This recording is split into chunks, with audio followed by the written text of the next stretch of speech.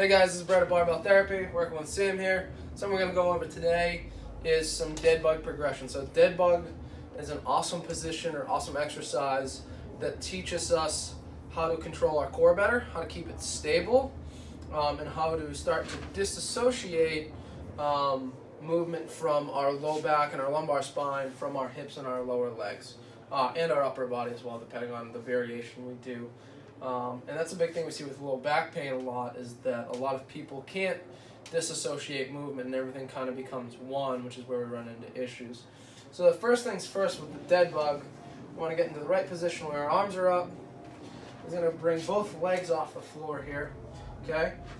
And I don't want his knees super far forward because that just automatically pushes his low back into the floor. So we want to make sure his knee is kind of stacked over the crease of that hip joint there. And I want his low back pressed into the floor here. And we're going to start with just a slow march with one leg. So Sam, just bring one leg toward the floor, so keeping that knee bent. And the big thing here is I don't care how far this leg moves. The big thing is the quality here. So I want to make sure, I will say, crush my hands and bring that leg to the floor. So don't let me pull my hand out, right? You can also use a band, put a band to a squat rack or something like that.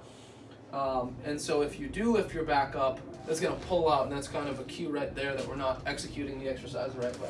So we can start there with just that march, and then if that's sufficient and that's good and we're keeping our back down well, then we can progress to bringing this leg all the way out, extending to the point where that back starts to lift maybe. If we can get all the way, come all the way to the floor, and then back up. Again, this exercise should be slow, controlled.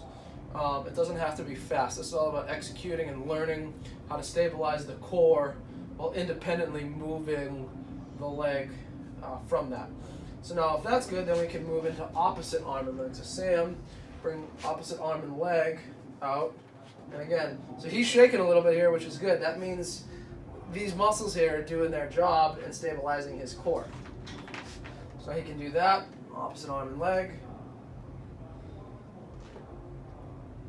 There we go. And he's doing a good job there keeping his spine plastered to the floor or the mat or the table, whatever he's on. So now if we really want to progress that, or if you're not failing the exercise well enough, I kind of use this either way. What we can do is we can throw a ball in there. Take a physio ball. So he's just using his forearms, right? And I'm going to tell Sam, hey, crush this ball, right? So he's crushing that ball. Don't let me move you. So even this, if you have a partner you want to do, this is an exercise. Sam, how hard is that? It's pretty hard. Yeah, you can't talk right now. So now, crush this ball and start with one leg. Just bring one leg off, right? And we can start here.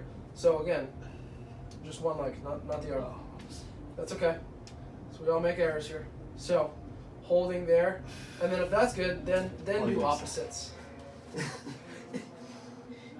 a really tough exercise. This breaks everyone down. So again, don't let me move that, and that gives you the sensation of what a tight core is while moving the opposite side. So this can be a very hard exercise. It looks pretty simple because they're just laying on the floor, right, Sam? Yep. Yeah, but it's actually pretty hard. So give that one a try. Let me know what you think. Let me know if you have any questions. Thanks for watching.